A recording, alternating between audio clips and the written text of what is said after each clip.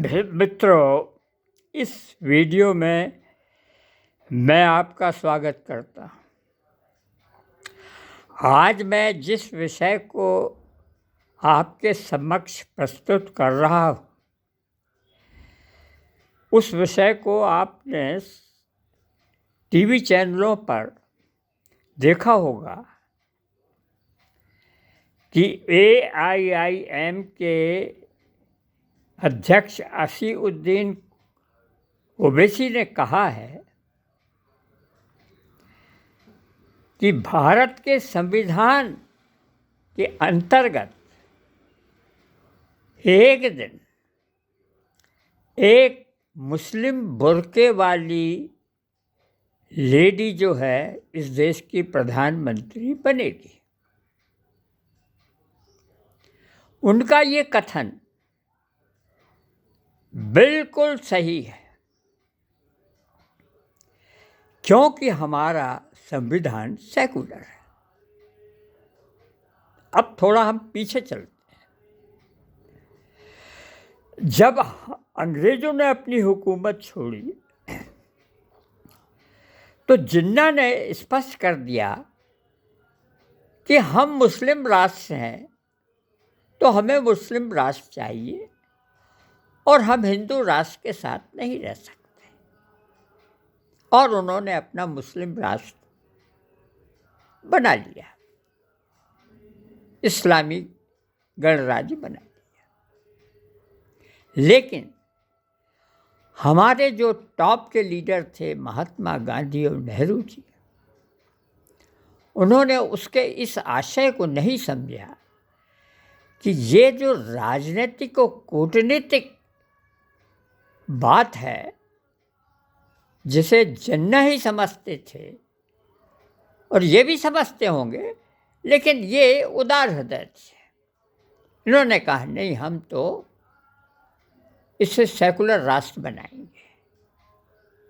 तो सेकुलर राष्ट्र आप जब बनाएंगे तो यहाँ के जितने भी मुस्लिम थे, उन्होंने सबसे ज़्यादा पाकिस्तान बनाने में मुस्लिम लीग के पक्ष में वोट दिया, और जिन्होंने वोट दिया वो मुस्लिम यहीं रह गए।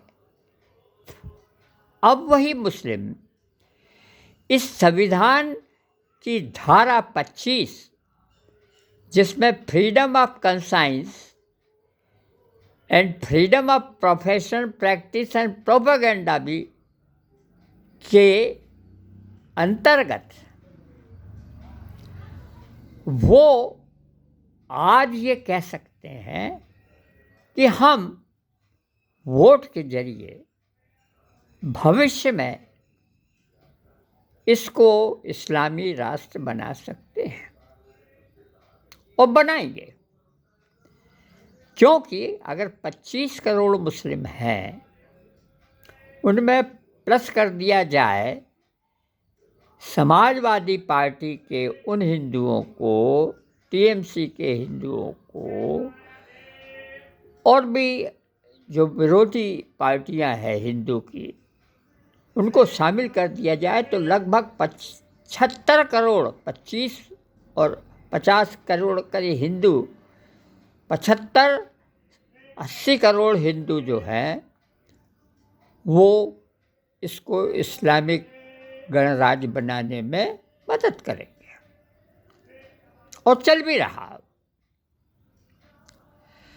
अब आप संविधान में जब तक धारा 25 और धारा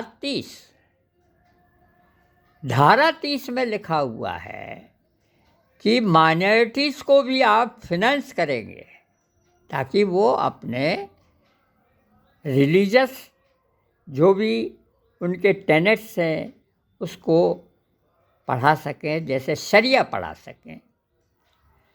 और इस्लाम में स्पष्ट कहा गया है कि आप जो काफिर हैं उनको जब तक वो अल्लाह अकबर मोहम्मद रसूलुल्लाह नहीं कहते हैं, या उनको आप मुस्लिम नहीं बनाते और वो नहीं बनते हैं, तो उनको मारने में कोई हर्ज नहीं।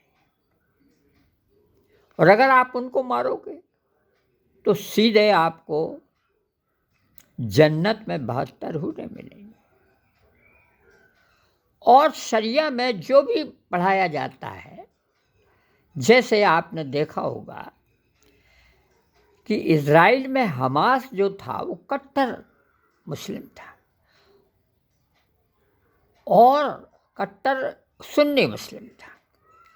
उसने छोटे बच्चों को आग में फेंका, जलाया और हजारों इज़राइलियों यहूदियों को बंदी बना के ले गए और उनको भी लगभग मार ही डाला।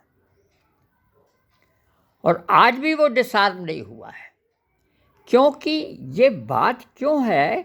क्योंकि जब बचपन में आप किसी को देवबंदी जैसे मदरसों में ये उनके दिमाग में पूरी तरह से पोषित कर देते हैं कि जो काफिर है जब तक रहेगा इस दुनिया में इस्लाम का परचम नहीं फहरेगा, तो उसको समूल नष्ट कर दीजिए।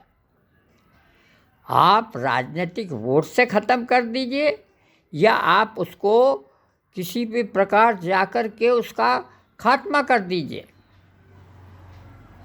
जैसा कि हमास ने इज़राइल में किया। और यही बात आज आपको मैं बताना चाहता हूँ कि जोहरान ममदानी जो न्यूयॉर्क का मेयर बना है, उसने भी यही बात कही कि केवल इस्लामी दुनिया में होना चाहिए, बाकी किसी भी प्रकार की धार्मिक आस्था व्यर्थ है, उसका कोई मतलब नहीं सिवा इस्लाम के सिवा। और यही बात आपके उसामा बिन लादेन ने कही। उसामा बिन लादेन ने भी जिन 4 लोगों को भेजा न्यूयॉर्क को अटैक करने के लिए, व्हाइट हाउस को अटैक करने के लिए, तो उसका ध्येय भी यही था और वो भी इंजीनियर था। और जिसने लाल किले में आग लगाई वो भी डॉक्टर इंजीनियर था। लेकिन डॉक्टर इंजीनियर बनना एक अलग बात है, लेकिन जो आपके दिल दिमाग में बचपन में जो बात बैठ गई है वही बात आपको हमेशा याद रहती दिमाग में।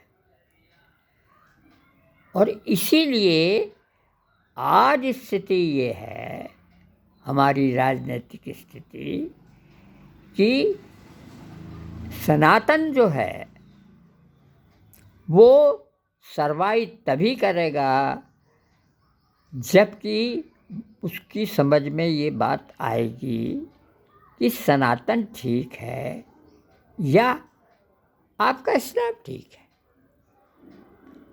क्योंकि सनातन तो उदार है, वसुधैव कुटुंबकम है। और सनातन कहता है कि भाई हम भगवान को भी मानते हैं, यानी भगवान का मतलब अरबी में अल्लाह ही समझ लीजिए, उसको भी मानते हैं। और जो भगवान को हम माध्यम जो है व्यक्ति में या संपूर्ण नेचर में, संपूर्ण नेचर, पशु पक्षी, हिंसक, नदी, पहाड़, पर्वत और सूर्य, चंद्र, पूरे ब्रह्मांड को हम जहाँ देखते हैं अपनी आँखों से, उसमें हम भगवान देखते हैं। हम मूर्ति जो है वो तो माध्यम है, मूर्ति में देखते हैं भगवान को। तो ये जो आपकी सनातन की जो थ्योरी है, अब वो सरवाइव करेगी या नहीं।